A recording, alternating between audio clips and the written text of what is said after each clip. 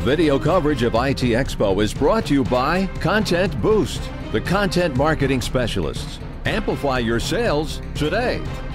Hi, Rachel Ramsey here, IT Expo in Miami. I'm here with Bruce Williams from Pega. Welcome to the show. Hi, Rachel. Great to be here. So tell us a little bit about Pega. What do you do? What do you offer? Pega is an exciting company. We're an enterprise software company. So we make software for large enterprises to use to orchestrate their biggest, most complex mission-critical processes. So for example, banks are big customers for us, and they use them to orchestrate bank activities, loans, mortgages, that sort of thing. Telecommunication companies, credit card companies use us to run their call centers. So if you call, who's your cable provider? Optimum. Okay, so if you call them, person on the other end answers, they're likely going to be using Pega to help understand the nature of what you need and how to best take care of you and give you what you want to be most fulfilled. So that's the kind of thing we've done traditionally. But those are kind of transaction businesses. I'm a manufacturing guy, and I joined Pega with a kind of background in high technology manufacturing in order to bring us into the industry of global manufacturing and high technology. So this is somewhat of a new area of business and focus for us, and we get to leverage some exciting customers we already have. Companies like Cisco and Ford are already customers, but to build that out into a global line of business for Pega going forward. And you know, it's very different because manufacturers are facing very different kinds of issues and challenges than companies that are in transaction businesses. So it's a unique opportunity for us in this market. What do you think what are some of those challenges that are specific to manufacturing? Well, you know, manufacturers make stuff, right? Physical items. And they've got size and weight and mass, and they've got to be handled and transported, and they're made by suppliers that send pieces together you then assemble, and they've got to be shipped, and they've got to be supported over time. That's very different than managing your bank account, right, or managing your insurance claim. So the physical nature of this really makes it a different thing. The investments in the production equipment and the facilities to handle them is what manufacturers spend money on first and most, so they can turn out quality products. But what they're all beginning to see is that now it's a matter of how we actually string the business together that determines at the end of the day whether as a company we're profitable or not making our widgets. So one of the biggest areas or biggest technology trends impacting industries like manufacturing is M2M, or machine to machine.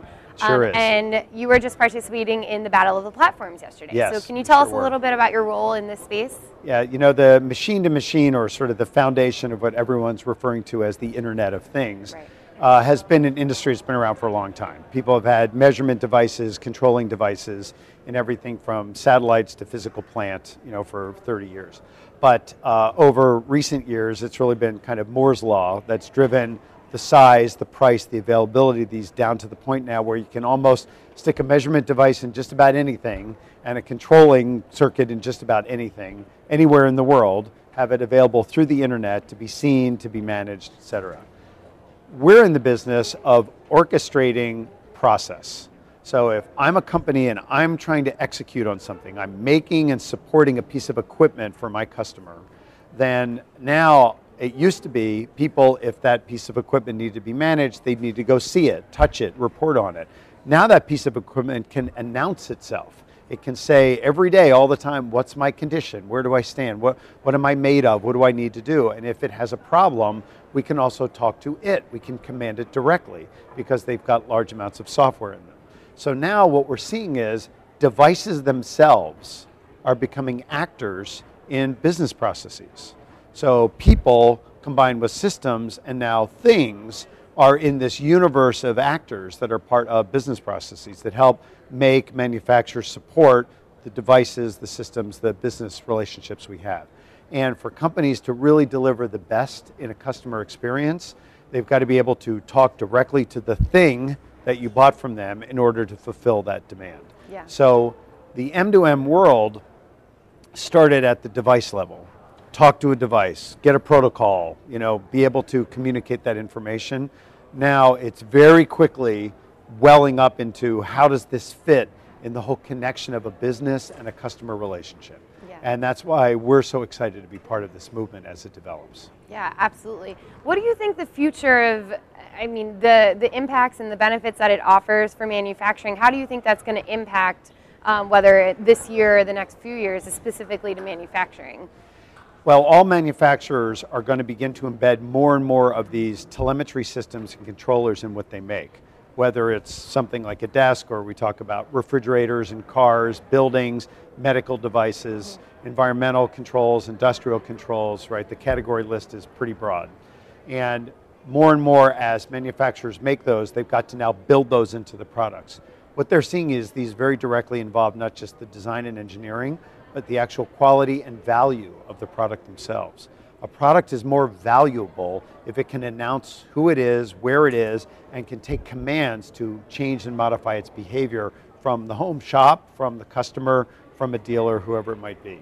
So we're seeing that manufacturers are stepping up to make this part of the actual product life cycle. And then furthermore, as they engage in this customer experience over the long term, being able to interact with the customer in these devices going forward represent new areas of operations management that the manufacturers are going to get into. You know, for a long time, most manufacturers were focused on making a quality product and getting it out the door. And as long as I made a great product and I could ship it and it was at a competitive price, I was going to be successful as a manufacturer. Now they know they've got to be in contact with that product and the customer that owns it for the length of its life.